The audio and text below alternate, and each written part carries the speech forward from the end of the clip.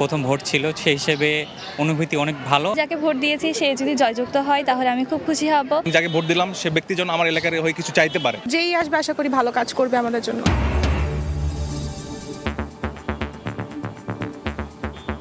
জাতীয় নির্বাচন ও গণভোট শেষে গণনা শুরু। পরিবেশ নিয়ে সন্তোষ ভোটারের, আস্থা ফেরার দাবি সিইসি। মুক্তির দিন আখ্যা প্রধান উপদেষ্টা। আমরা কারো পক্ষে নই, কারো বিপক্ষে নই, নতুন বাংলাদেশ সৃষ্টি করার সুযোগ পেলাম। নির্বাচনে নিরঙ্কুশ জয়ে সরকার গঠনের আশা তারেক রহমানের। আন্দোলনে শরিক সহ সবাইকে নিয়ে পরিচালনা করবেন দেশ। দ্রুত ফল ঘোষণার আশা।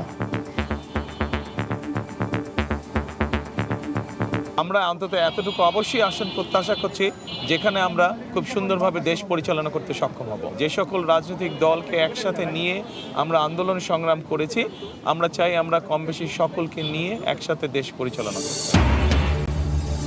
এবং নির্বাচনের মাধ্যমে শুরু হবে নতুন দেশের যাত্রা।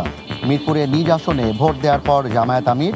জয়ের প্রত্যাশা এনসিপি নেতা নাহিদের।